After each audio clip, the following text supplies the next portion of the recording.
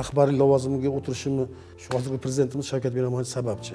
Ayrim murojaatchi ayollarning esini kiritib qo'yganingiz, jurnalistlar qanaqadir noto'g'ri keskin savol bersa, ularni ham bir qo'rqitib qo'yganingiz yoki Toshkentdan kelgan muxbirlar ham sizga keskin savol bera olmasligi haqida gapirgansizda. Fikr bildirganlarga, haligindaqa salbiy fikr bildirganlarga men ham qo'sh tirnoq ichidagi salbiy gaplarim bor. Sizni olov yoqib stolda o'tirgan rasmingiz. Yo'l yurib bo'lmaydi. Elektr stalbalar yo'q. Suv yo'q. Sizda prezidentga muhtaram so'zini ishlatib murojaat qilish juda ko'p uchraydi. Shunaqa bekarchilarga otasiga 1000 marta rahmat. Shu o'tirib olib meni necha marta shu gapirganimni sanab o'tirishdan boshqa ish qolmagan bo'lsa, mana shu uy men tug'ilib o'sgan uyim. Ota-ona borligida tez-tez kelib turardik. Meni o'g'limni agar yolg'on bo'lmasa andijonliklar tanimaydi. Assalomu alaykum. Bizni Kun.uz sayti va uning ijtimoiy tarmoqlardagi sahifalar orqali kuzatyapsiz. Saytimizning turli davlat idoralari, hokimiyat vakillari bilan suhbatlari davom etadi. Navbatdagi suhbat oldidan Andijon viloyatidagi Zahiriddin Muhammad Bobur nomidagi kutubxona binosida turibmiz va bu yerda Andijon viloyati hokimi Shuhrat Abdurahmonov bilan suhbatni reja qilganmiz va saytimizda qolishni maslahat bergan bo'lardik, zero yaqin daqiqalar ichida sizni ajoyib suhbat kutyapti. Bizni kuzatishda davom eting. Shuhrat aka, avvalo Kun.uz saytiga intervyu berishga rozilik berganingiz uchun sizga katta rahmat. Bu biz bilan birinchi intervyungiz emas. 2017-yilda ham saytimizga intervyu bergansiz va oradan 4 yil o'tdi. Endi ijtimoiy tarmoqlarda, elektron pochtamizga keladigan xabarlarda munosabatda aynan Shuhrat Abdurahmonov bilan suhbat qilinglar degan so'rovlar juda ham ko'p. Demak, odamlar sizni shaxsiyatingizga qiziqishyapti. Shu ma'noda Andijon viloyatida hokimlik qilayotganingizga deyarli mana adashmasam 9 yil vaqt o'tyapti. Keling, birinchi savolni shundan boshlasak, dastlab viloyat hokimligiga kelishingiz. Adashmasam hokimlikka kelgan paytingizda marhum prezident Islom Karimovdan tashqari Shavkat Mirziyoyev ham e'tiboriga tushgan ekansiz. Albatta, avvalambor jurnalistlarga bugun hurmatli prezidentimiz shundaqa demokratik davlat yaratyapti. Endi albatta rahbarlar jurnalistlar bilan, umuman aytganda blogerlar bilan ham ochiq bo'linglar degan masalani qo'yyaptiki, har qanday savol bo'lsa javob berishga tayyor bo'lsa u rahbar bo'la oladi bugun. U jurnalistdan qochgan, blogerdan qochgan rahbar bo'la olmaydi. Shuning uchun men tayyorman. Taklif tushgan kuni aytdim, men tayyorman dedim, agar kelishadigan bo'lsa intervyu berishga deb. Endi hozir ajoyib savol berdingiz. Endi shaxsiyatingizga qiziqadi, o'zingizning hayotingizga qiziqadi deb. Albatta, hozirgidaqa umuman o'zgaruvchan zamonda yangilanayotgan O'zbekiston desak ham bo'ladi. Endi oldingi davrlar ham oson bo'lgan emas. Men hozirgina aytib o'tib ketdim. Sizga men 3 ta davrni ko'rgan. Soyuz davrida ham ishlaganman. Kichkinaroq bo'lsa ham rahbar lavozimlarda. Narigi prezidentimiz davrida ham ishlaganman. Hozirgi prezidentimiz davrida ham mana uchala davrda ham solishtira olaman u davr bilan bu davrda qanaqa vaziyat, qanaqa ish, qanaqa temp. Ikkinchisi, agar har bir inson o'zini ustida ishlamasa, harakat qilmasa, intilmasa, o'qimasa, zamonga qarab moslashmasa, u misoli bir dengizda endi. Agar harakat qilmasangiz, dengiz to'lqinni chetga chiqarib qo'yadi. Endi albatta harakat qilyapmiz, zamonga moslashib, talabga moslashib, intilayotganimiz uchun ham balki shunaqa deb o'ylayman, shu aytganim edi, shunaqa uzoqroq ishlayotgan bo'lishim mumkin. Bu yerda ham aytaman. O'zi asli kelib chiqishini, rahbariy lavozimiga o'tirishimni, kelib chiqishini gapiradigan bo'lsam, endi buni to'g'ri qabul qilish kerak. Siz ham eshitib ko'rayotganlar ham shu hozirgi prezidentimiz Shavkat Miromonovich sababchi. Sababi men u savxoz direktor bo'lib ishlayotgan paytimda juda ham og'ir savxozga direktor bo'lganman Paxtabod tumanida. Paxta bu paytlarda paxta so'ralardi. 23% plan 23% da qolib ketgan savxozga direktor qilib borishgan. Endi tasavvur qiling, bu 2004-yili. Ancha yosh edim bu paytda. Ochiq aytaman, men qo'rqqanman bu paytda. Men 23% da qolib ketgan, paxta plan qolib ketgan savxozga direktor bo'lib borish, endi ertaga u yosh turib sinib ketish edi agar. Og'ir, juda ham og'ir. Uxlamaysiz deydi, uyqusizlik paytlar ash davrlardan menda qolgan. Aytmoqchiman, shu yerga savxoz direktori bo'lib borganman. 1 yil ishlab uxlamasdan, sababi nimaga 23% da qolib ketgan? chegara 18 kilometr Qirg'iziston bilan chegara. U paytlarda sim ham yo'q edi chegarada, hech narsa yo'q. Bu tomonda 1 kilo chigitni narxi 10 so'm bo'lsa, arada u betga irg'itib qo'ysa 100 so'm. Bu tomonda neftni bahosi 10 so'm bo'lsa, 1 litrini u yoqqa olib qo'ysa 100 so'm. Paxta bu yoqda 10 so'm bo'lsa, irg'itib qo'ysa 100 so'm. Shu hamma shig'irman berilib ketganda, qisqasi shu sotishma berilib ketgan, savxozga direktor borib, shundan uxlamasdan shu 18 kilometr chegarada tayoq ko'tarib, basha qilib, shu yili savxozni Paxtabod tumanida birinchi bo'lib bajarganman. Paxta planlarini. Shunda hurmatli bosh vazirimiz Shavkat Miromonovich paytda nazariga tushib, chaqirtirgizib, qabul qilgan, suhbatlashgan, qilayotgan ishlarimni so'ragan, qanday qilib qilding, nimaga erishding deb. Shundan keyin endi o'sha davrdagi rahmatli Joyjanov bo'lsin, prezidentimiz Islom Nuranichga mentorimda axborot bergan, eplaydi bu degan, Paxtabod tumaniga hokim bo'laman. Bu 6,5 yil Paxtabod tumani ham Andijonda o'zi 14 ta tuman bor. 13-o'rinda yurardi Paxtabod tumani. 13-o'rinda g'alla, paxta, umuman aytganda, hali ko'rsatkichlar bo'yicha. Shu berilib ishlab, harakat qilib, shu davrdagi agar raqamlarni ham ko'tarsa bo'ladi. Respublikada shu paxta planlarini bajarish bo'yicha u paytlarda asosan paxta g'alla so'rilardi, pilla. Birinchi o'ringa olib chiqqanman. Men bilan doimalik basma-bas keladigan Amudaryo, Qoraqalpog'iston Respublikasining Amudaryo tumani bo'lardi. Rahmanli bo'lib ketdi. Rajabboy aka hozir o'g'li ishlayapti hokim bo'lib. Shu odam bilan basma-bas harakat qilardik. Respublikada birinchi bajarib yurardim. Shundan keyin bu yoqqa qishloq xo'jaligi bo'yicha o'rinbosar bo'lib o'tganman. 6,5 yil Paxtabodda hokim bo'lgandan keyin viloyat hokimining qishloq xo'jaligi masalalari bo'yicha o'rinbosar bo'lganman. 2 yil ishlaganman. Shu paytlarda endi aytgan rahbariyati nazariga tushib, shu hurmatli bosh vazirimiz bu paytda Shavkat Miromonovichni tavsiya qilgan, hokimlikka Islom Abdug'anich dabro bergan. Shu bilan bu 2013-yil 1-aprelda vaqtinchalik deb farmoyish qabul qilgan. Bitta narsa aytaman sizga, 2013-yil 1-aprel kuni otam rahmatli olamdan o'tgan. Shu kuni farmoyishga qo'l qo'ygan Islom Abdug'anich.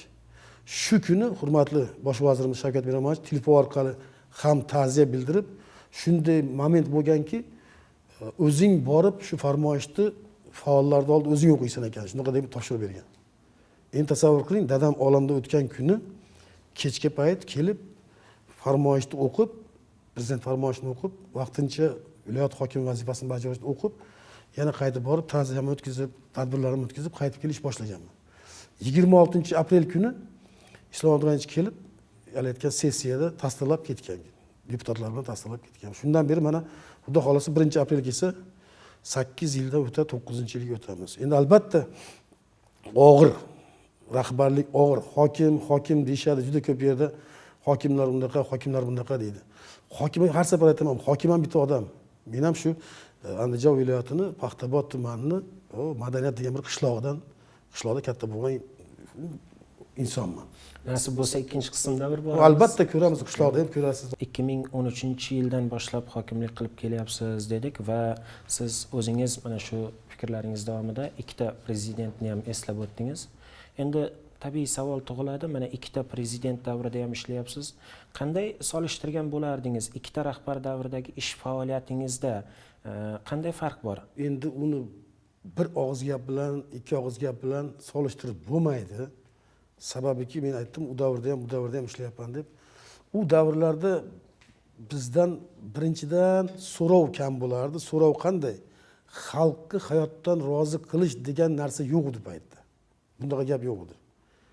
Asosiy so'rov shu paxta, g'alla, pilla, 4-5 ta ko'rsatish bo'lardi, shu so'ralardi. Ikkinchisi hamma yo'q, hokimlarda ham aytgan qo'polroq chiqadi bu gapni gapirsam, qo'l-oyoq baylangan. Har bitta qadamimiz nazoratda. Ikkinchisi hech qanaqa moliyaviy imkoniyatimiz yo'q. Hamma narsa markazlashgan. Pastda viloyat rahbari sifatida hech qanaqa moliyaviy imkoniyatimiz yo'q. Suhbatlarda birinchi prezidentga aytmaganmisiz buni, yetkazmaganmisiz? U paytda undaqa so'rov bo'lmagan. So'rov bo'lmagan. Nima berilgan bo'lsa, shuni bajarish kerak bo'lgan, bo'ldi, tamom. Boshqa narsa bo'lmagan. Endi hozirgi davr bilan solishtiradigan bo'lsangiz, endi hozir juda katta narsa, endi qaysi tizimda aytsam bo'ladi? Men u qishloq xo'jalik sohasi bo'ladimi, u sanoat sohasi bo'ladimi, u qurilish sohasi bo'ladimi, u ijtimoiy soha bo'ladimi, umuman aytganda hamma yo'nalishda 100% javobgarlik hokimni bo'ynida hozir. Hozir hattoki harbiy, ma'muriy sektorda ham rahbarimiz biz. Bitta misol keltiradigan bo'lsam, shu viloyat oldingi davrda, viloyat hokim bo'lishayotgan davrimizda ham harbiylar bilan faqat 9-may, 14-yanvar shu bayramlarda parad bo'lardi, shunda ko'rishardik. Boshqa paytda u nima qilyapti, nima qo'yyapti, Tizimlar bir-biriga bog'liq bo'lmaganda. bo'lmagan, umuman bog'liq bo'lmagan. Bu endi bu ham qo'polroq chiqadi. Hokim ham ko'p bo'lgan u paytda. Bu paytda hokim hamma o'ziga o'zi hokim bo'lgan. Lekin hozir bitta odam javob beradi, prezident oldi ham, xalq oldi ham. Javobgarlik, mas'uliyat hozir 100%. Hamma narsaga hokim javob beradi. Bu haqiqatan ham shunaqa bo'lishi kerak. Agar rost shu yerda o'tirsam, hamma narsaga bitta odam javob bermasa, ega ko'p bo'lsa, qo'ychivon ko'p bo'lsa, qo'y harom bo'ladi degan maqol bor-ku. Shundan bo'lgan endi. Hozir javobgarlik bitta meni bo'ynimda, men mas'uliyatni o'tirgan o'rnimda. Mana siz bilan suhbatlashyapman, lekin baribir xayolim butun viloyatda bugun ketayotgan jarayonlarda. Hokimga ham gapini o'tkazadigan, hokimga ham aytganini qildiradiganlar bo'lganda viloyatning o'zida ham. Ko'p bo'lgan unaqa. Unaqa ko'p bo'lgan. Men aytdim-ku, bola aytganday, hokim ko'p bo'lgan deganim men tushungan bo'lsangiz kerak. Hattoki ayrim strukturalarda hokimdan ham anavisi yuqori bo'lgan. Erkin ishlash bo'lmaganda. Hozir ko'p narsa erkinlik deb endi nima deydi? Har kim xohlaganini qilish emas. Hali mas'uliyat yelkangizda bo'lib, javobgarlik yelkangizda bo'lib, ikkinchisi eng katta masala moliyaviy imkoniyat. Imkoniyat yaratib bergandan keyin endi ham ishlamasa, u rahbar emasdi endi uni. Bugun oldin bitta qishloqqa borsak, bitta mahallaga borsak, ichimlik suv yo'q deydigan bo'lsa, biz kelib xat yozardik Moliya vazirligiga, shunaqa bir palon mahallada suv yo'q. Shunga bunaqa mablag' kerak, u bersa berilardi, bo'lmasa yo'q. Yoki dasturga kiritamiz deylardi, shu bilan tamom edi. Shuning uchun u mahallaga borishda ham qizig'i ham yo'q edi. Borganingizdan keyin u masalani hal qilmasangiz nima qilasiz yerga borib? Hozir yurgan yo'limizda endi albatta juda katta o'zgarishlar bo'lyapti. Juda ko'p to'planib qolgan muammo. Endi buni kim nima desa desin, 25 yil to'planib qolgan muammolarni 2-3 yilda hal qilish endi albatta og'ir bo'lyapti, lekin har qadamimizda nimadir, qaysidir xalqimizni bugun hayotda rozi qilishda kunma-kun, soatma-soat ish ketyapti. Mana bugun ham siz bilan uchrashgungacha ham men nechta joyga borib keldim, nechta odamni bugun muammosini hal qilib keldim degan narsani men kerak bo'lsa familiarni aytib berishga ham tayyorman. Kadrlar rotatsiyasi haqida sizni tajribangiz, fikrlaringiz qanaqa? Bitta xodim bitta joyda qancha vaqt ishlashi kerak, qancha vaqtda uni joyidan ikkinchi joyga almashtirish kerak?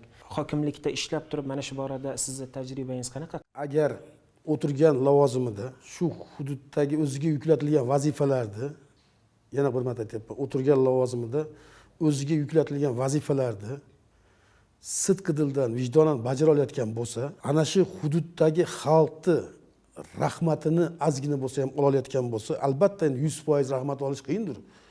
Lekin ma'lum bir foiz rahmatni olayotgan bo'lsa, qolaversa tepadagi rahbariyat ham shundan rozi bo'layotgan bo'lsa, menimcha uni chegaralamaslik kerak yilini. Sababi uni kadr sifatida o'sishi. O'sishni yana bir aytibman, agar albatta o'sish bo'lish kerak.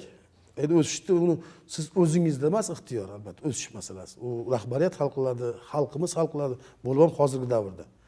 Lekin yana bir marta aytibman, agar bitta rahbarni rahbar qilib tarbiyalab olib chiqib olish bu oson emas u. Juda og'ir masala. Lekin u hali aytganday, yana qaytarib aytibman, ana shu hududni birinchi vazifasini sidqildan bajarayotgan bo'lsa, shu hududdagi xalqni, shu hududdagi muammolarni yechayotgan bo'lsa, qaysi darajada shundan xalq rahbariyat rozi bo'layotgan bo'lsa, menimcha qo'yib berish kerak. Sababi yana yangisi kelib, u hududni o'rgangungacha u yerdagi muammolarning yechimini tahlil qilib joyiga tushirgungacha o'rtada yana qanaqadir pauza bo'lib qoladi baribir. O'rta to'xtalish bo'lib qoladi. Prezident Mirziyoyev rahbar kadrlar haqida gapirar ekan, sadoqatli va zamonaviy rahbar degan iborani juda ko'p ishlatadi.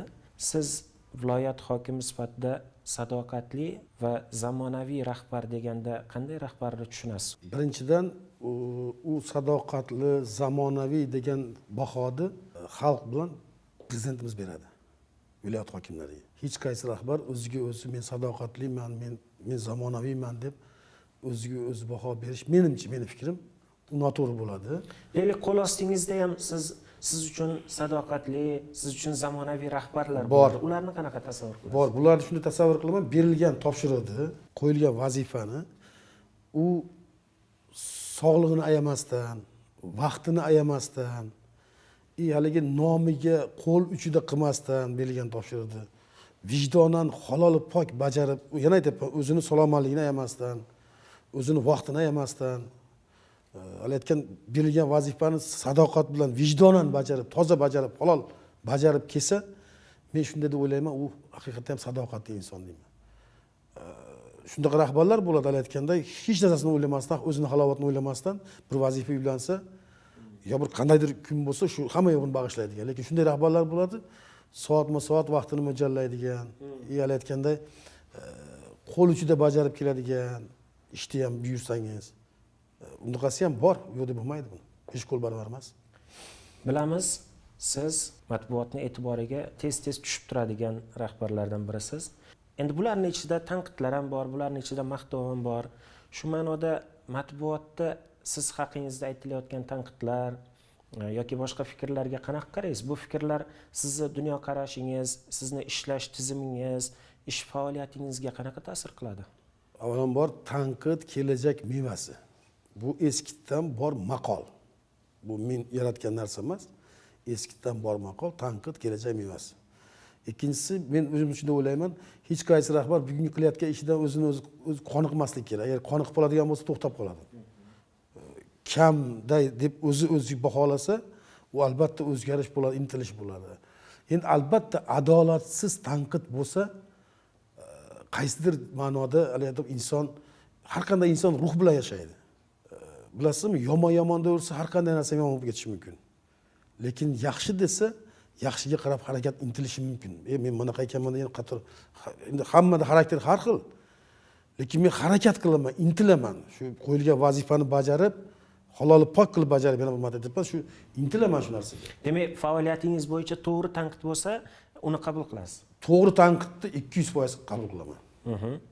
Endi matbuotda sizga nisbatan tanqidlar mavzusini bekor ko'tarmadim. Chunki aytganimdek, sizni turli tadbirlar yoki yig'ilishlardagi aytgan fikrlaringiz, gohida so'kingan bir audiolarni tez-tez eshitib turamiz yoki videolarni.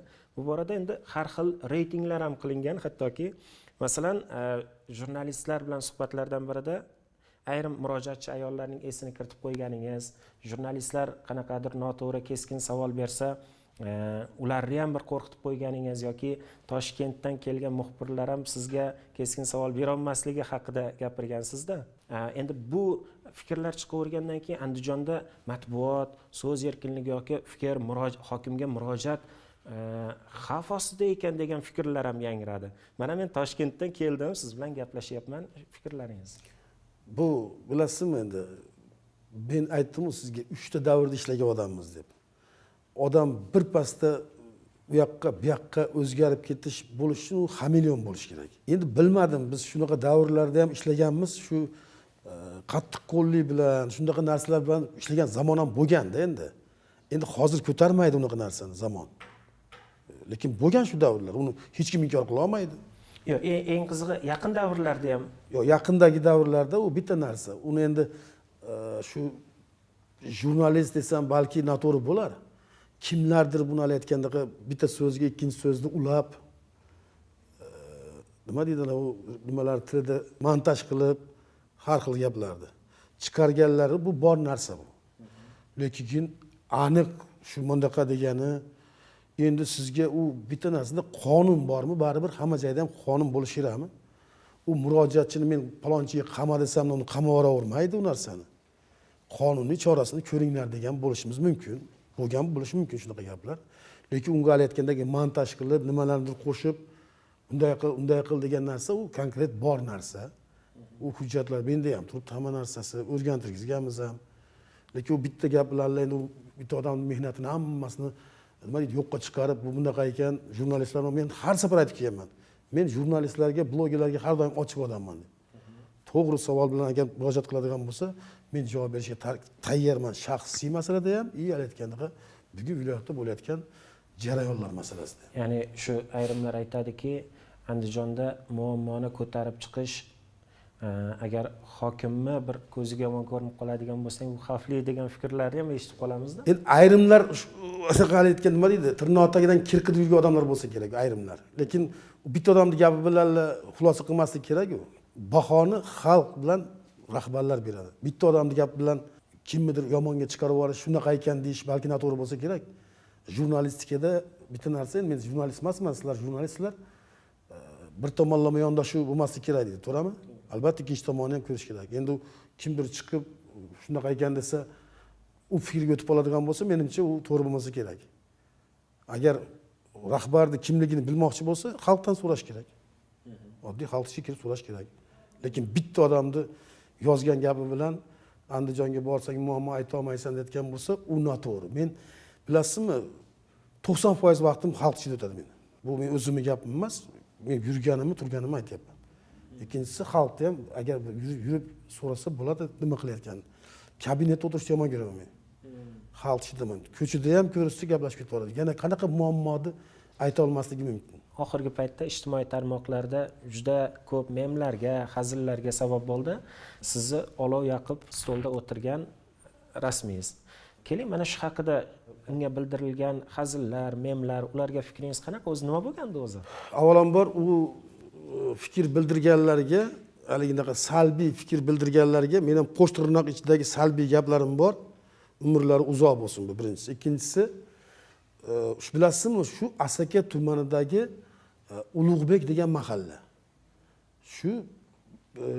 Shundaqa moment bo'ldiki, men ana shu tumandagi odamlarimdan ham so'radimda, eng og'ir mahalla qayerda Asakada?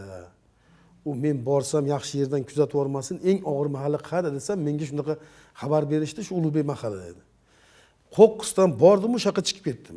Endi tasavvur qiling, pastda qor yo'q, u Adirni tepasidagi mahalla, Adirda joylashgan mahalla. Bir 50-60% tojik millatiga mansub, 40% o'zbek millatiga mansub xalq yashaydi.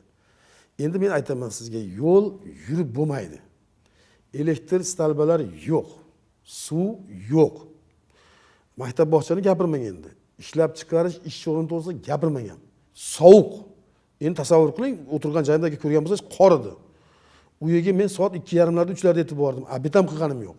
Endi u holat odamlar to'plandi, dardini shunday aytayapti, endi ularning shu kungi kayfiyatini ko'rsangiz, umuman norozi. Men qanday vijdonim chidaydi shu odamlarni bo'pti, shunaqa ekansizlar deb tashab ketgani. Abitam qilmasdan shu yerda o'tir yoq beringlar dedim, men o'tiraman deb, bitta stulni yaxshi bittasi olib kelib berdi, uyda stul bor ekan, olib chiqib berdi. Uyga kiring dedi, uyga ham kirmayman dedim. Hamma tegishli rahbarlarni gazi bormi, elektri bormi, suvni kattasi bormi, yo'lni kattasi bormi, boshqasi bormi, hammasini chaqirib, yetib borgungacha o'sha yerda o'tirdim, ilojim yo'q, o'tirdim. Uyga kira olmadim birovning uyiga. Sovuqda o'tirdim, ketib olsam bo'lardi. Nima meni shu qilgan mehnatimga rahmatimi bo'lardi endi? Bu gapirayotgan gapi u qanaqadir rasm chiqarishi boshqa qilib. Sen agar nimadir haligi yoniga bir narsa qo'yayotgan haligi qo'shtirnoq ichidagi meni do'stim o'zing 1 soat o'tirganingda aytdim men mashina nima ekanligini. Shu yerga borganimga mana 45 kun bo'ldi. Agar vaqtingiz bo'lsa, bugun olib chiqaman. U yerdagi xalqning kayfiyatini, yo'lini qarang, suvini qarang, elektrini qarang. 410 ta shu Adirni ustida teplisa qildirgizib berdim. Shu 410 ta xonadonga hammasiga 2 soat, 1 soat teplisa qildirgizib berdim. Hozir bugun shundaqa xursand u yerdagi xalq. Mana yaqinda borib keldim. Men aytmoqchiman, u bizni har bitta qadamimizdan endi o'tirgan o'rningizdan amalindaqa topib bunaqaga o'tirib ekan boshqa deb u bilmadim, ularga ham xudo bor. Ana shunaqa nima qilayotganlarga ham xudo bor. Bugun endi albatta so'z erkinligi deyilyapti, boshqa deyilyapti. Sabr qilib, biz ham endi nima deb tishimizga qo'yib chidab boryapmiz.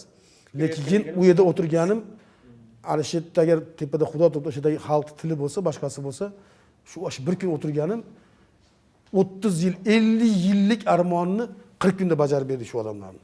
Avvalambor tepada shu sharoit yaratib berayotgan prezidentimiz, lekin shu narsani joyiga olib borib qo'yganim meni u nima deb chiqaraversin.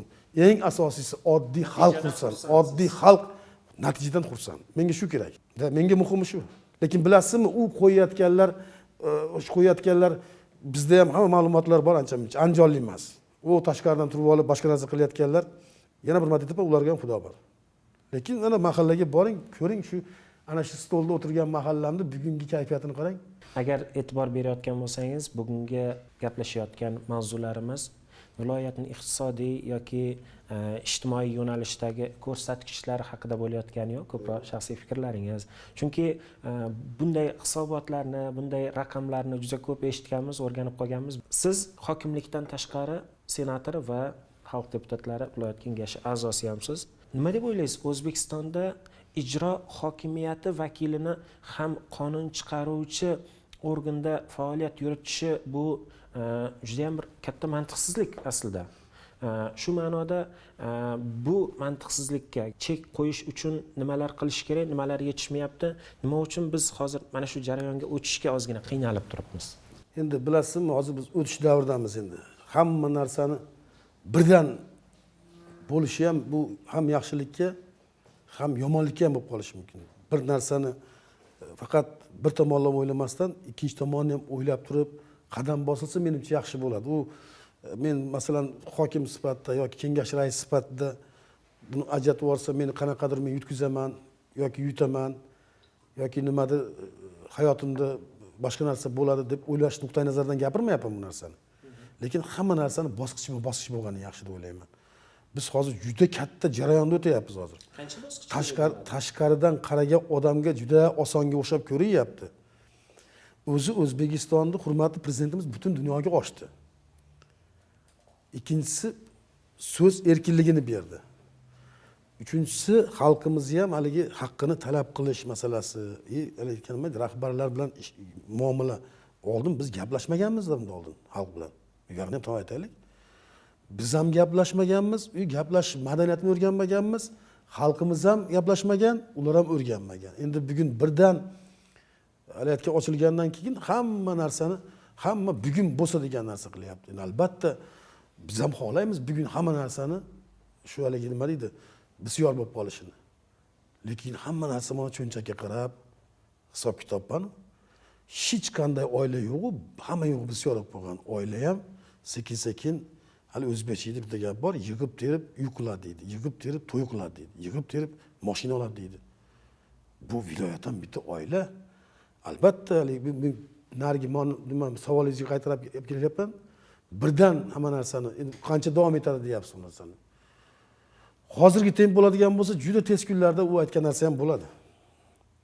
Hozirgi tempda o'zgarish shu jarayon ketadigan bo'lsa, tez kunlarda albatta buni rahbariyat xalqimizni fikri hal qiladi. Meni fikrim emas. Endi men o'zim fikrimni aytyapman. Meni fikrim juda tez kunlarda bo'ladi. Unga ham yetib kelamiz. Hokimlarni xalq saylashi masalasi-chi? Saylovlar bo'lishi. Bu ham bo'ladi. Bu ham bo'ladi. Yana qaytaryapman. Men endi uni bugun bo'ladi, ertaga bo'ladi degan menda vakolat yo'q. Lekin men hokim sifatida tayyorman. O'zbekistonda hokimlar deyilganda u viloyat hokimi bo'lsin yoki tuman hokimi bo'lsin, shahar hokimi bo'lsin, ko'proq yuqoridan kelgan vazifani so'zsiz bajaradigan odamlar tushuniladi. Nima deb o'ylaysiz? Bu o'zi hokimlarga tashabbus yetishmasligimi? O'zidan chiqarib bir tashabbuslar yoki qonun shunga majbur qiladimi? Yoki bo'lmasa eskicha ish tizimi hamon davom etayotganimi? Birinchidan, oldingi hokimlik bilan hozirgi hokimlikni men sizga endi aytib so'zim orasida aytdim. Oldin hech narsamiz yo'q, na moliyaviy, na boshqa tomondan hech narsamiz yo'q, hokimlik qilamiz dedim. Endi hozirgi jarayonda, misol 16-yildan buyog'i moliyaviy imkoniyatimiz ham, o'zimiz masalani hal qilishimiz ham, viloyat hududidagi hamma masalaga hokim javobgar ekanligini ham men aytib ketdim. Bu mas'uliyatini yelkamda his qilib turibman. Bu hali aytgan nima deydi? Hokimlarning salohiyati yetmasligidan emas, bu yoqdan yuqoridan kelayotgan masalalar ham hammasi bizni hokimlarning o'zi qilayotgan ishi ham, yuqoridan kelayotgan masalalar ham hammasi bitta narsaga. Xalqimizni hayotdan rozi qilishga. U yuqoridan kelayotgan bo'lsa, yana bir marta aytaman, endi qandaydir masalalar bo'ladi, respublika miqyosida joriy qilish kerak bo'lgan narsalar bo'ladi. Qandaydir masalalar bo'ladi, masalan, bizda hali aytgandek undaqa yangilik, u tema masala bo'yicha yangilik bizda kamroq, qayerdir ko'proq. Lekin intiltirish hali aytgan hamma joyda baravar hali aytganda nima deydi, mana olib ketish masalasida bo'ladi, qarorlar, topshiriqlar chiqadi. Mustaqil tashabbuslar, yirik katta tashabbuslar haqida. Unaqa tashabbus bo'lsa bemalol bizning imkoniyatimiz bor bugun. Yaxshilik, yana bir marta aytaman, xalqimizni hayotdan rozi qilish yo'lida qanaqa tashabbusimiz bo'lsa, hurmatli prezidentimiz, hukumat doim qo'llab kelyapti, bundan keyin ham qo'llaydi. Hech qaysi hokimning yaxshi tashabbusini bugun hech kim inkor qilayotgani yo'q. Andijonga siz bilan suhbatga kecha yetib keldik. Andijonni aylandik. Endi ko'rdik, viloyatda juda katta qurilish maydoniga aylangan qurilishlar bo'lyapti. Mehmonxona, uy-joylar va Shuhrat Abdurahmonovdan shuni ham so'rayman deb kecha telefonimga yozib qo'ydim. Shaxsiy bir fikringiz qiziq.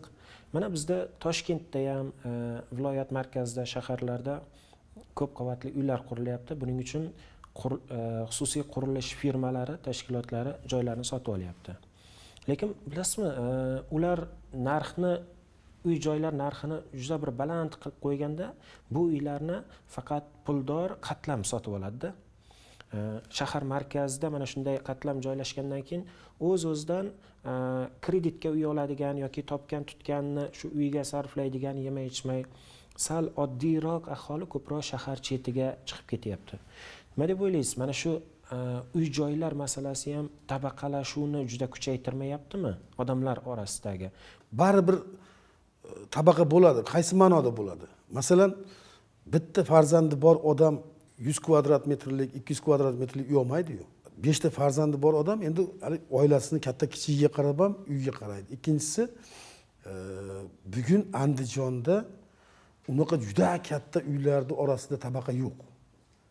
Eshityapmiz, endi qayerlardadir bordir, lekin men sizga mana olib chiqib o'zingiz ham mana aylanib ko'rsangiz bo'ladi. Hozir mana shu yerdan tushib kelyapman, 35 ta dom qurdik bitta joyda. Tijoriy 24 ta, qishloq qurilishi invest uylari 11 ta. E'tibor bering, mana 3.904 millionga 1 kvadrat metri kommersiya uylar, tijorat uylarini 1 kvadrat metr tayyor holatda, u panel emas. Tayyor holatda 4 millionga tushyapti, olyapti odamlar. Bizlar aytgan arzon degan qishloq qurilish invest qurayotgan uy ham 3.5, 3 million 500, 3 million 600. Orasida 300 ming, 200 ming farq qilyapti, xolos, juda katta farqi yo'q. Lekin bo'layotgan bo'lishi mumkin, qayerlardadir 10 million deyapti, 1 kvadratini 7 million deyapti, 8 million deyapti. Men boshqa joyga baho berishga mening haqqim yo'q, lekin Andijonda undaqa katta tabaqalashuv yo'q. Albatta, uyning qurilishi, hali nima deydi, xonalarning jihozlanishi yoki bo'lmasa joylashuvi, xalqimizni o'zini talab istagidan kelib chiqib ham o'zgartirib berayotganlar bor. Masalan, hozir tadbirkorlar ham quryapti uylarni. Uyga ular hali aytgan maketini yasab, boshqasini qo'yib qo'ygandan keyin xaridor kelib, o'zi talab qilyapti. Bu yog'ini kattaytirib bering, bu yog'ini kichkinaytirib bering, bu yog'ini bilan qo'shimcha qilib bering degan narsalar ham bor. Endi albatta qo'shimcha zakasiga qaragandan keyin farq bo'ladi. Lekin umumiy ma'noda qilingan proyektdagi, loyihadagi uylarda ketgan xarajatini hisob-kitob qiladigan bo'lsak, judayla katta tabaqalashuv yo'q Andijonda. Endi bilasizmi, baribir xohlaysizmi, xohlamaysizmi, baribir bo'ladi bu narsa. Sababi kimdir ko'proq mehnat qilib, tadbirkorlik qilib, kattaroq pul to'plab, kattaroq hashamatli uyda yashagisi keladi. Kimdir harakat qilayotgan, endi intilayotgan, lekin bugun uning hashamatli uy imkoniyati yo'q. Endi uniki baribir farqi bo'ladi, boradi uni. U ham xudo xolasa bir kun o'sha darajaga yetar, harakat qilib intilsa. Lekin hozir tadbirkorlikka juda katta imkoniyat yaratib bergandan keyin bilasizmi, hozir shunaqa tadbirkorlar paydo bo'lyapti, soat sayin ko'payapti desam to'g'ri bo'ladi. Katta imkoniyatga ega tadbirkorlar bor. Ular endi aytganda puliga yarasha, talabiga qarab uyni qurdirgizib, shunga qarab uylar sotib olyapti. U hayot bu. Menimcha unaqa katta tabaqalashuv bo'lmaydi. Lekin baribir e'tibor qaratish kerak bo'lgan jihat bu, to'g'rimi? E'tibor qaratish bo'lgan jihat deganingizga men endi aytmayotgandim. Kuni kecha hurmatli prezidentimiz yangi farmonga qo'l qo'ydi. Ipoteka uylar qurish masalasida juda ham katta imkoniyat yaratildi. Juda ham katta imkoniyat yaratildi. Hali aytgan boshlang'ich to'lovlarini kamaytirgizib berdi, foizlar kamaydi, keyingi to'lanadigan summalarni ham ma'lum bir foizini davlat tomonidan qoplab beriladigan bo'ldi. Ikkinchisi, uy-joy qurish faqat quruvchilar emas, tadbirkorlar ham aytganda katta quruvchi tadbirkorlar ham qurishi mumkin bo'ldi. Ularga 20 milliard so'mgacha garovsiz kafillik asosida kredit beradigan imtiyozli kreditlar uy qurish uchun yaratib beradigan bo'ldi. Bitta narsa u yerda ketgan. 4 milliondan oshirmalaring 1 kvadrat metr degan hisob kitob ham bor uning orasida. 4 millionga rashvod qilyapmiz. Misol Andijonda 4 milliondan oshmaydi. Bu kommersiya ham, alayotganda tadbirkor qurayotgan uy ham, narigi uy ham, narigi aytgan invest boshqa qurayotgan uy ham. Hozir hamma teng bo'lib qoldi hozir. Shuning uchun har bittasini hozir uy quraman deb kelayotganlarni hisob kitobini oldindan qabul qilib olyapmizki, siz aytayotgan tabaqa bo'lmasligi uchun. Hali bittasi juda yuqori 10 million 1 kvadrat, bittasi 3 million. Undaqa farq bo'lmasligi uchun umumiy ma'noda Andijonda 1 kvadrat metrni 4 million so'mdan rashvod qilyapmiz. Menimcha shunda hech qanaqa tabaqalashuv bo'lmaydi. Keyin xaridor sotib olgandan keyin ichini qanday o'zgartira olsin o'zi. Turli davlat tadbirlari, selektorlarda juda ko'p kuzatamiz. Prezidentga nisbatan turlicha murojaat qilishadi hokimlar va sizda prezidentga muhtaram so'zini ishlatib murojaat qilish juda ko'p uchraydi va hatto bu bo'yicha bir xil paytda mana shu necha marta ishlatdi degan sanoqlar ham bo'ladi. Birida 81 marta, birida 108 marta ishlatgan holatlaringiz bo'ladi. Bu nima endi? Shunchalik katta hurmatmi yoki ehtirommi? Agar hurmat, ehtirom bo'lsa, buni bir marta aytib ham yoki ish bilan ham ko'rsatish holatlari bo'ladi. Mana shu masalada bir izoh bersangiz. Juda ko'pchilikni mana shu savol qiziqtiradi. Endi avvalambor shunaqa bekarchilarga otasiga 1000 marta rahmat. Shu o'tirib olib, meni necha marta shu gapirganimni sanab o'tirishdan boshqa ish qolmagan bo'lsa, otasiga 1000 marta rahmat yana sanaversin. Ikkinchidan bu yurtning otasi. Prezident yurtning otasi. Men otamga ham shunaqa murojaat qilganman. Otam rahmatli bilan gaplashganimda ham ikki gapni birda ota deb gapirganman. Shuning uchun yana bir marta aytayapman. Uni shuni o'tirib olib, shuni sanashdan boshqa ishi yo'q bekarchilarga umring uzoq bo'lsin deyman. Sanaver deyman. Lekin men bundan qaytmayman. Yurtning otasi, yurtboshim, rahbarim. Men emas, hamma shunday bo'lish kerak deb o'ylayman. Bu suhbatimizni yarim edi, shu yergacha keldik va suhbatimiz davomida sizni biz yuqorida aytdik, shaxsiyatingizga, oila, tug'ilgan joyingiz haqida ham juda ko'pchilik qiziqqan, savol yuborgan. Suhbatimizni davomini siz tug'ilgan qishloqda, o'sha siz sog'inib boradigan mahallada davom ettirsak. Roziman.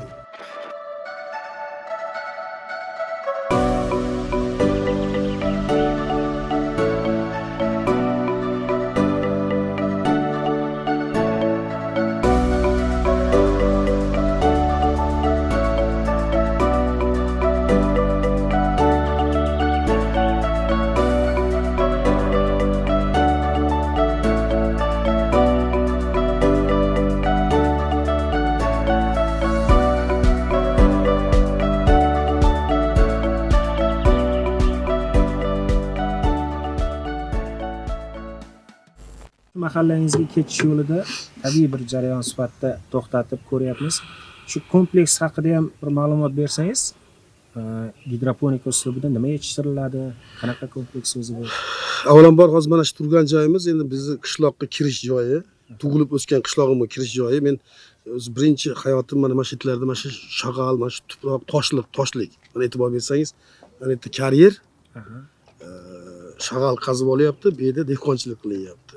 Bir paytlar bu yerlarda dehqonchilik qilib chigit ekkanimizda tuproq topa olmasdan chigit bilan ko'mardik. Ya'ni ustini ko'mmasangiz chiqmaydi, uni chiqmaydi. Shu chigit tuproq topa olmasdan chigit bilan ko'mardik. Ya'ni bitta uyaga ikkita chigit tashlashda o'rniga 10 ta chigit tashladi. Shu toshli joylarda paxta ekilganmi? Paxta ekilgan, bir paytlar paxta ekilgan bu yerlarda. Lekin o'zini oqlamagan.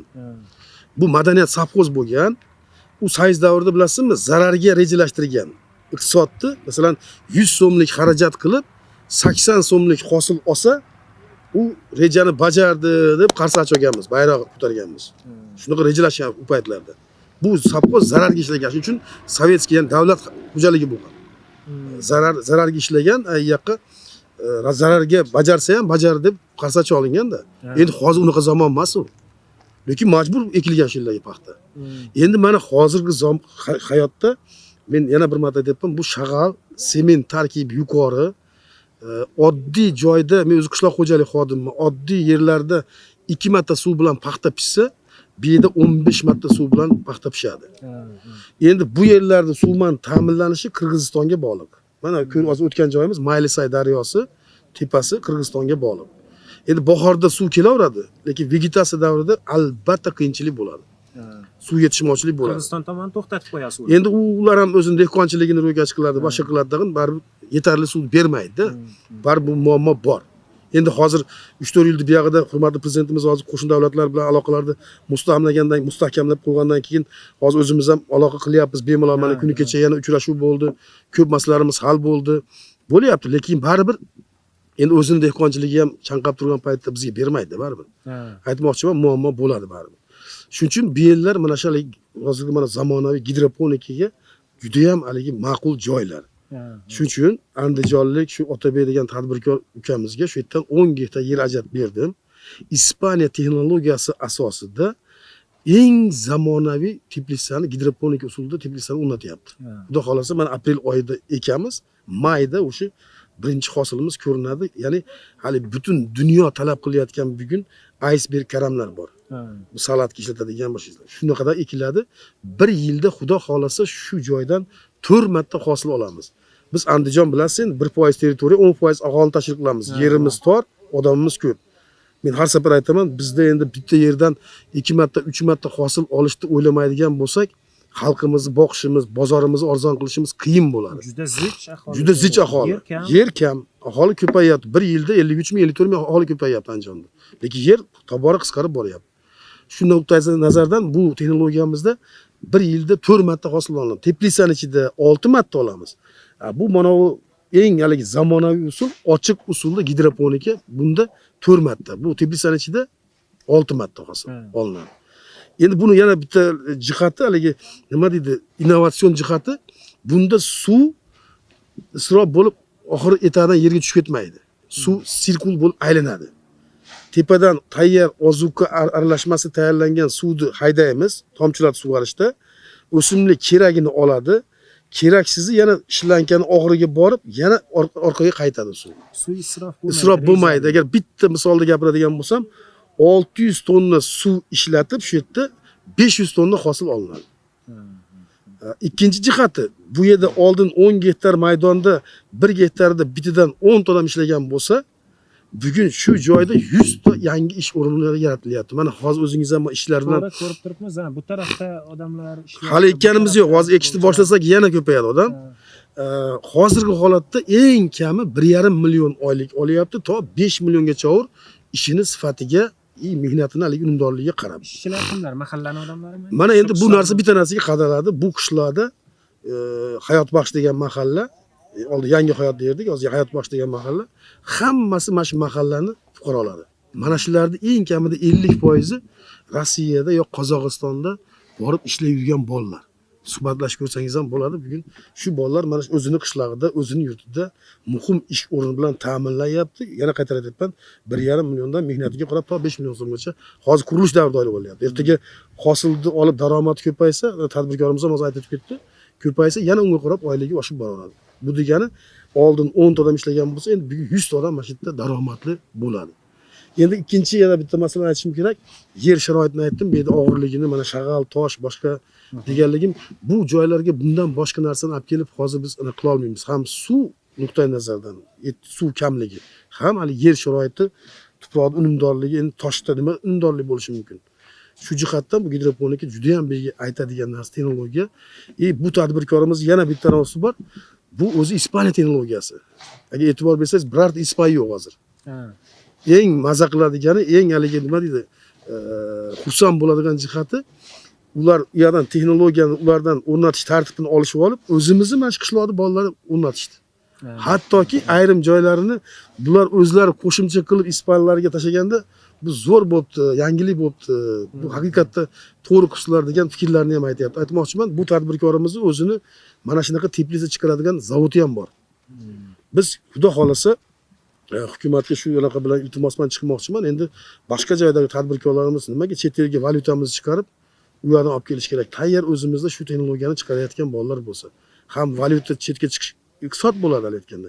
Valyutamiz chetga ketmaydi. Ham ashi zavodda ham yuzlab odamlarimiz ishlaydi. Oylik olar, daromadli bo'ladi. Ular ham aytganda chetga bormaydi, boshqa qilmaydi. Bu ham aytgan kambag'allikka qarshi kurashdi bitta yo'l desa menimcha to'g'ri bo'ladi. Albatta bugun hurmatli prezidentimiz tomonidan juda katta 3 ta masala qo'yilgan. Kambag'allikka qarshi kurash, yoshlar daftari masalasi, xotin qizlar daftari masalasi. Shuni so'ramoqchi edim. Siz hokim sifatida qanaqa kelajak ko'rasiz odamlarni kambag'allikdan chiqarish va qanaqa bir o'ziga xos tajriba? Endi men o'zi ko'p joyga borsam hazlashib aytaman, albatta buni haligi noto'g'ri ma'noda kimdir qabul qilmasligi kerak. Men aytaman, Andijon O'zbekistonning Kitayi deyman. Har qanday mahsulotni kitayskiy varianti bor-da. Nimaga? Kitay ham endi aytganda aholisi ko'p, To'g'ri, yer cheklangan. yer cheklangan, kambag'allikka qarshi kurashish ham Xitoy tajribasidan olingan o'zi asli. Aytmoqchiman, ularni shu narsani ko'rsa ertaga yasamasa, u daromadsiz qoladi, ertaga hayotda qiylanadi. Shuning uchun biz ham endi tor joyda ko'p aholi bo'lganligimiz uchun Andijon O'zbekistonni Xitoy deyman. Agar Xudo xolasa men niyatim bugun nima deydilar, hokim sifatida nima deysiz deganingizga, mana shu tempda ishlab turadigan bo'lsak, endi u mana yil, yarim yil, moncha yil deyapman, lekin juda qisqa muddatlarda xalqimiz bo'layotganda nima deydi? Kambag'allikdan chiqishga juda katta imkoniyat yaratyapti. Nimaga? Hozir mana kambag'alchilik bo'yicha alohida shug'ullanyapmiz. Yoshlar masalasi bo'yicha alohida shug'ullanyapmiz. Xotin-qizlar bo'yicha alohida shug'ullanyapmiz. Shug'ullanyapmiz degani qaysi ma'noda? Hech qachon tarixda bo'lmagan bunaqa narsa. Men o'z qishloq xo'jaligidan chiqqanman. Paxta, galla ekayotgan ekin yerlarimizdan shartda ajratirgizib, bekar yurgan, ishsiz yurgan yoshlarga 20 sotiqdan Andijon sharoitida 20 sotiqdan yer berdik. Endi Andijon sharoitida 20 sotiq yerga 2 martadan hosil oladigan bo'lsa, bo'lmaganda 30 million daromad oladi. Muhokama bo'ldida mana shu masala ham. Fermerlarga yerni qonuniy 49 yilga ijaraga berasiz, u erkin foydalanishi mumkin narsa ekadi. Unga davlat tomonidan reja bo'lmasin deyilyapti, o'zi topshirsin deyilyapti. Mana shu yer ajratish yaxshi o'ylangan bir yaxshi niyatdir. Ularni kambag'allikdan chiqarishda boshqada. Buni huquqiy masalasi qanaqa bo'ladi? Endi bitta narsa, endi albatta u haliga aytgan nima deydi? Qog'oz tomonga yotib olib, kavlansa, nimalardir chiqaveradi uni tagidan. Lekin bitta narsa bilan javob beraman. Fermer ham O'zbekiston fuqarosi, u bugun ishsiz qiylanib, Rossiyada, Qozog'istonda ishlab qiylanib yurib, bugun pandemiya bo'lib qaytib kelib, ishsiz qiylanib o'tirgan bola ham O'zbekiston fuqarosi. Bu yer xalqniki. Albatta u fermerga ma'lum bir muddatga ijaraga berganmiz. Lekin eskilarda bitta gap bor. Otamni o'lishini bilsam, chaqsa kepakka almashtirib yerdim degan. Bu deyotganligimiz u fermerlarga 49 yilga berayotgan paytimizda biz yoshlarimizni ko'rmaganmiz, yo'qda qiylanib yurgan yoshlarni o'ylamaganmiz. Bugun hayot, bugun prezident o'ylanasan deyapti, hammasini hayotdan rozi qilasan deyapti. Demak, yerni 1 gektar, 2 gektar qilib, ayrim fermerlarda 100, 300, 400 gektarlab ham yer bor. Demak, odamlarga bo'lib berish siyosatiga o'tish kerak sekin-sekin. O'tish kerak. Bu ikkinchisi. U yoshga berayotgan bo'lsak, biz bitta narsada yutamiz. Mahsulot ko'payadi. Ya'ni eksport qilishga juda katta imkoniyat bo'lyapti hozir. Xudo xolasa yana aytayapman, Andijon misolda aytadigan bo'lsam, bizni meva sabzavot mahsulotlarimiz yana obyomi ko'payadi, xudo xolasa. Demak, qonuniylashtirsa bo'ladigan amaliyot bo'ladi. Va buni huquqiy amaliyot, huquqiy tomonni ham to'g'rilab qo'yish kerak. Bo'ladi, albatta to'g'rilab qo'ysa bo'ladi. Endi buni jo'yaligi g'urbat izlaganga g'urbatdir dunyo deydi-ku. Endi uni hali yomon tomonini kavlanavermasdan, endi hozir sharoit shunday taqozo qilyapti. Shuncha yoshlarimizni daromadli qilishimiz kerak, qonunni to'ydirishimiz kerak. U yoqqa borib har xil qiyinchiliklarga tushishni oldini olishimiz kerak. Ular ham bizni fuqaro. Juda ham to'g'ri qadam bosildi hozir. Men yana bir marta aytaman, bitta O'zbekistonning fuqarosi sifatida ham, hokim sifatida ham juda ham to'g'ri bo'ldi. Bu har tomonlama ham, bilasizmi, bitta Andijon sharoitida hozir men 6000 gektar yer bergan bo'lsam 20 sotikdan 30 ming yoshni bugun hayotdan rozi qiladigan qadam bosdik biz. 30 ming yosh agar 20 sotikdan berdim. Endi 30 ming yoshlar orqasida agar bitidan yo otasi, yo onasi, yo farzandi, yo xotini bo'ladigan bo'lsa, tasavvur qiling, 50 ming, 60 ming odam. Kim yutkizyapti? Biz yutyapmiz hozir 50 ming, 60 ming odam uyiga daromad keladigan qilyapmiz. Hali aytganda 4 marta hosil olsa, 2 marta hosilda normal olsa bo'ladi Andijon sharoitida. Sizga katta rahmat. Intervyuni boshida 2 qism reja qilgan bo'lsak, mana hozir 2-qism ketyapti va 3-qismni qishlog'ingizga qarab sekin yo'lga tushib davom ettiramiz. O'zingiz tug'ilib o'sgan qishlog'ingizga keldik. Qishlog'ingiz haqida ikki oz gapirib bersangiz. SSR davrida madaniyat safxozi bo'lgan. Madaniyat safxozini 5 ta bo'limi bo'lgan. Bu yer 3-bo'lim bo'lgan. Mana shu turgan joyimiz shu bo'limning markazi bo'lgan. Mana bu joy shu bo'limning idorasi bo'lgan. Bugungi kunda mahallani idorasi. Mana bu yerda univermay bo'lardi. Soyuz davrida katta buzmaganmiz, ushlab qolganmiz, mana tadbirkorga berganmiz, hozir magazin qilib xalqqa xizmat qilyapti. Endi Bu yerda ambulatoriya bo'lgan u payt. Ambulatoriya derdi, feldsherlik xizmat derdi. Shuni o'rnida qishloq vrachlik punkti qilganmiz, Navro'z qishloq vrachlik punkti. Endi bu yoqda maktab, u tomonda uyimiz. Endi agar ruxsat bersangiz, sekin yurib gaplashib. Qancha vaqtda qishloqqa bir kelib turasiz ishdan ortib? Hozirgi davrda aytadigan bo'lsam 2 oyda bir. Endi nimadir tadbir bo'lib bo'lmasa, bayram bo'lib, qanaqadir tadbir bo'lmasa, 2 oyda bir, shu yakshanba kunlarida bir kelib. Endi albatta bitta narsa, endi bu ham musulmonchilik aytish kerak, bu narsani ham ota-ona borligida tez-tez kelib turardik. Ota-ona o'tgandan keyin baribir haligi xohlaysizmi, xohlamaysizmi uzoqlashib bo'lar ekan bu narsa. Lekin bu degani oiladan, aka-ukadan kechib yuborish emas. Kelib turaman, tadbirlar qilsa, boshqa qilsa, lekin oddiy holatlarda bir 2 oyda bir kelaman, hol-ahvol so'rashib ketaman. O'zing tug'ilib o'sgan uyga tortadigani ham shu ota-onada. Ota-ona, birinchi navbatda ota-ona ekanda. Endi hozir endi aka-uka, opa-singillar hammasi biz oilada 8 kishimiz, men 7-chisiman oilada. Mendan keyin eng kenjamiz bor, fermer ham, tadbirkor, katta ishida shu qolgan. Qolganlar hammasi alohida bo'lib ketgan, shu tug'ilib o'sgan ishimizda shu ukam yashaydi bugun. Bo'lmasa suhbatimizni endi shu uyingizda davom ettirsak. Marhamat. Marhamat. Uyingizda o'tiribmiz, intervyuni shu yerda davom ettiryapmiz. Juda ham xursandmiz. Keling, oilangiz haqida ham aytib bersangiz, ma'lumot bersangiz. Bundan tashqari hokim Shuhrat Abdurahmonov bilan oila boshi Shuhrat Abdurahmonov farqi nimada? Avvalambor xush kelibsizlar. Mana shu uy men tug'ilib o'sgan uyim. Hali aytgan qishloq, tug'ilib o'sgan. Mana shu o'tirgan joyda joylar jannat bo'lsa, o'tgan yil oktyabr oyida onam rahmatli olamdan o'tdi. Mana shu yerda o'tirardi. Har yakshanba kelib duolarini olib, mana shu yerda o'tirib bir choy ichib ketardi. Biz oilada 8 kishi bo'lganmiz. Men 7-chisiman oilada. Mendan keyin bitta ukam bor, u fermer, tadbirkor, shu uyda u qolgan. Biz endi alohida bo'lib chiqib ketganmiz. O'zimni oilam to'g'risida gapiradigan bo'lsam, kelinimdan billa hisoblasak 3 ta farzandim bor. Bitta o'g'lim, 2 ta qizim bor. O'g'limni uylaganman, undan 2 ta nabiram bor. Yaqinda Xudo xolasa shu kunlarda 3-chisi bo'ladi nabira. Bitta qizimni chiqarganman, undan 2 ta nabiram bor. Hozir bugungi kunda bitta qizim qolgan, biz bilan yashaydi. Ayolim, qizim uchalamiz bilan yashaymiz. Endi o'g'lim ham uylanib chiqib ketgan alohida bo'lib, qizim ham endi turmushga berganmiz, endi o'zinikida endi. Shu qizim, oilam uchalamiz bilan yashaymiz. Endi qizimizni ham Xudo xolasa yaqinda shu turmushga berish niyatimiz bor, endi yoshi yetib qolgan. Shunaqa qilib olib qarasangiz, endi oilada keyin ikkalamiz qolamiz ekan, xolos uyda endi hisoblasangiz. Endi hokim Shuhrat Abdurahmonov, oilada oila boshi Shuhrat Abdurahmonov deyapsiz. Endi oila qanday desam bo'ladi? Endi hozir 1000 marta rahmat.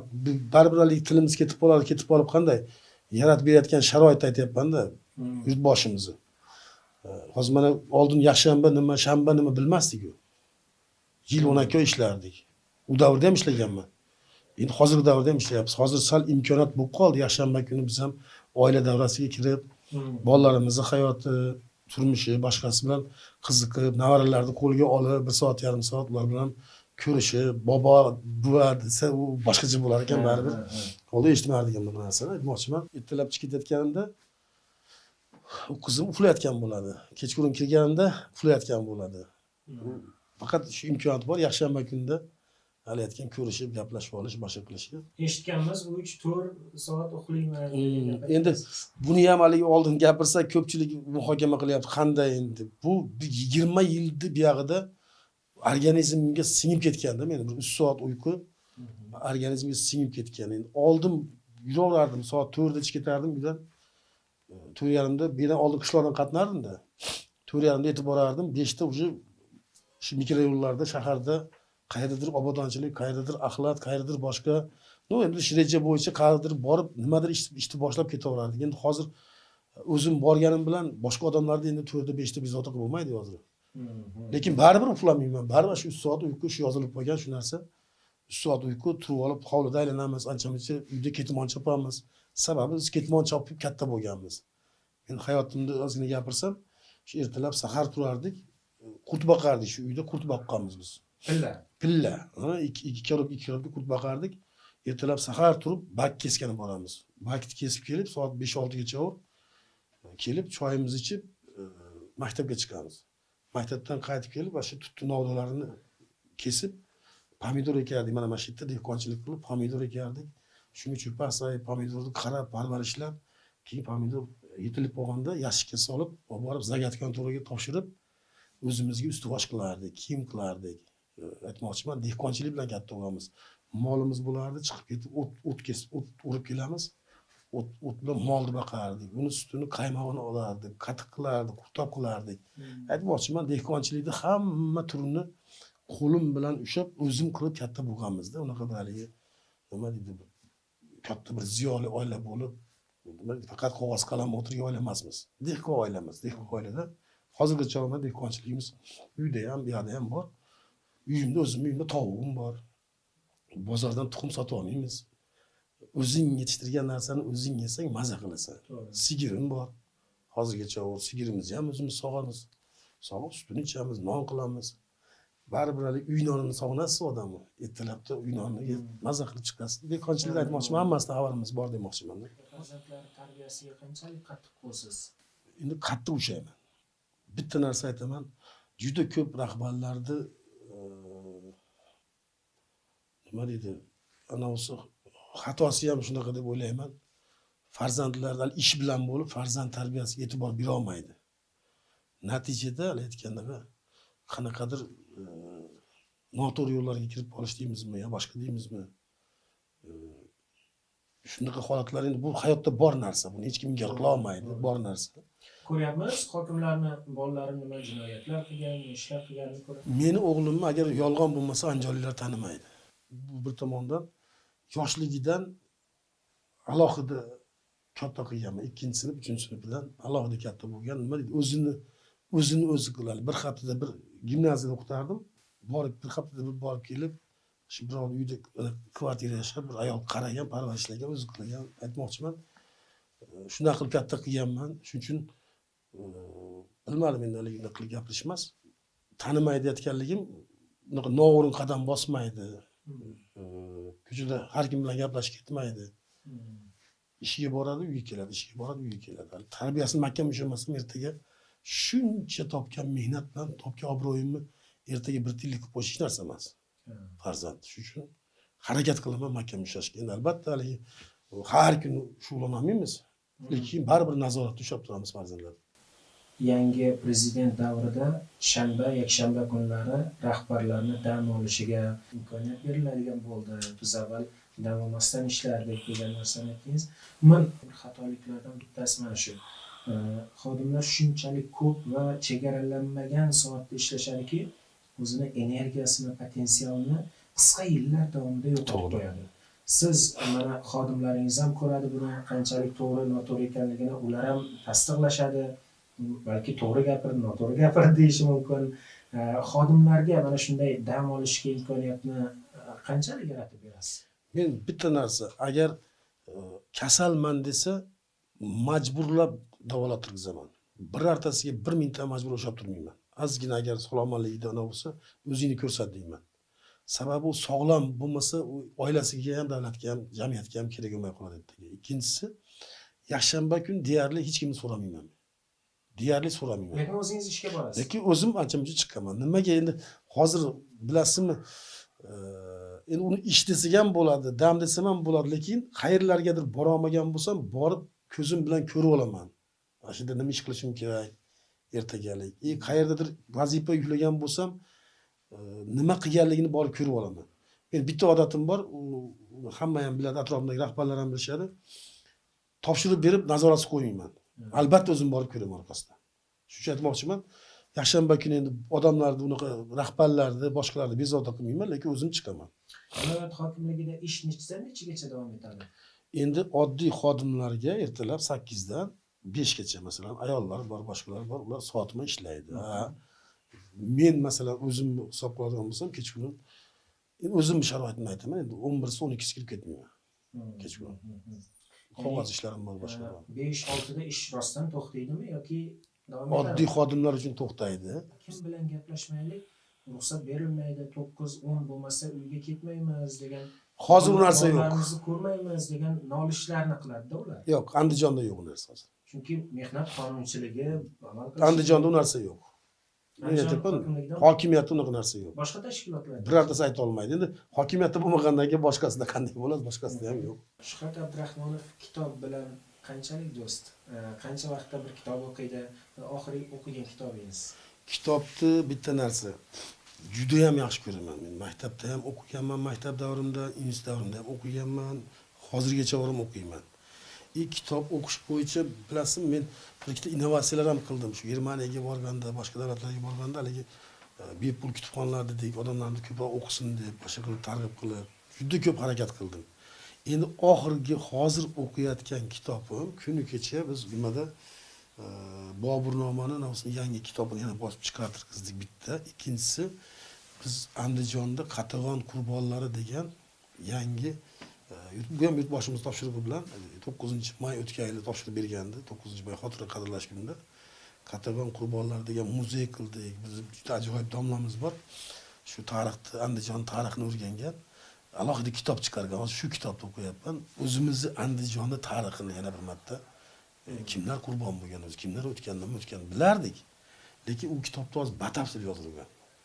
Shu ikkala kitobni hozir o'qiyapman. Hozir bizni ko'rayotganlar, o'quvchilar uchun 5 ta yaxshi bir kitob tavsiya qiling. O'qisangiz albatta bir dunyoqarashingiz o'sadi, kelajakda katta yordam beradi degan ma'noda. Bittasi mening andijonliklarga ham, butun O'zbekiston xalqiga, o'zbek millatiga mansublarga bitta narsa Boburnamani o'qish kerak. Eng katta masala bittasi. Ikkinchisi, kelajakda shu rahbar bo'lib ishlayman degan odam boshqa bo'lsa, Amir Temur tuzuklarni o'qish kerak. Albatta shu narsani o'qish kerak. Uchinchisi, men o'zim aytadigan narsa, masalan, o'qib maza qilgan narsa o'tgan kunlar degan kitob bor. Juda zo'r. Bu ham tariximizni, boshqamizni o'rganadigan kitob bu. Shu uchta asosiy men aytmoqchi bo'lgan narsa. Endi boshqa kitoblarda ham tavsiya qilishim mumkin.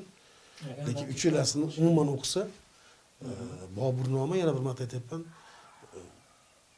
Andijonliman deganda yoki bo'lmasa o'zbek xalqining g'ururi Bobur, Zahiriddin Muhammad Bobur bobomiz. Bosib o'tgan qadamlari qisqa davrda, 47 yoshda o'tgan.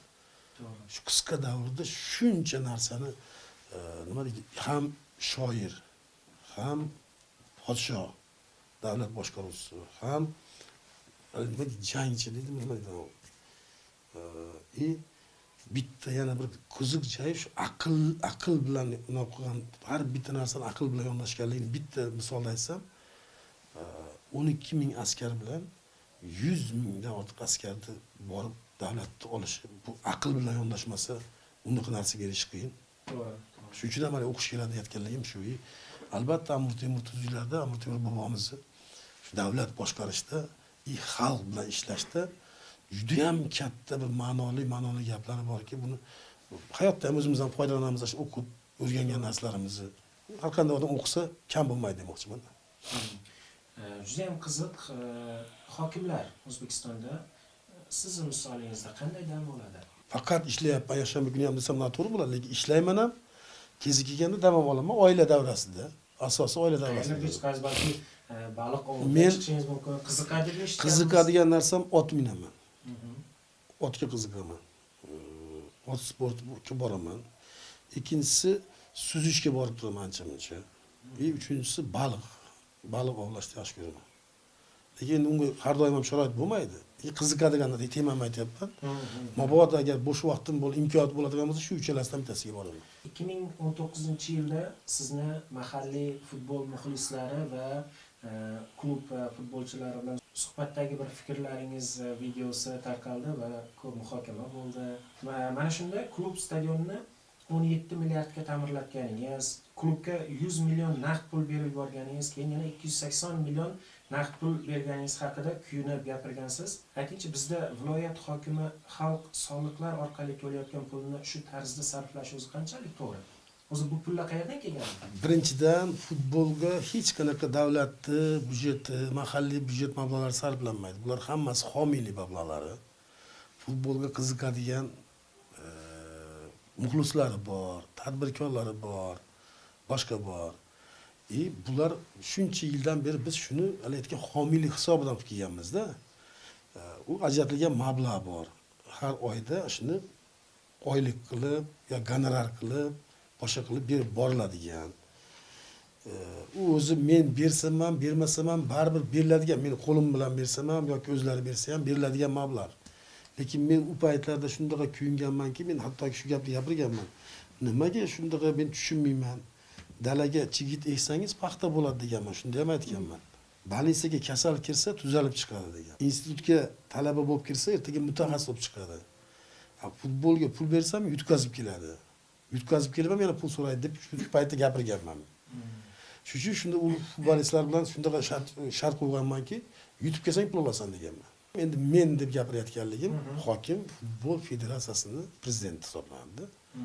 Shuning uchun shomiliy mablag'dan boshqa tushgan mablag'larni taqsimotini, sarflanishini futbol federatsiyasining prezidentining haqqi bor, aytganday yo yoqqa o'zgartirishga. Uni oyma yutkazib kelsa ham pul bera olmasdan endi yutug'ingga beramiz degan yo boshqa degan o'zgartirishga vakolati bor. Shu nuqtai nazardan qilganmiz bu narsani. U davlat byudjetidan yo mahalliy byudjetdan pul sarflangan emas. Biz Yevropa davlatlarida juda ko'p ko'ramiz, Skandinaviya davlatlari.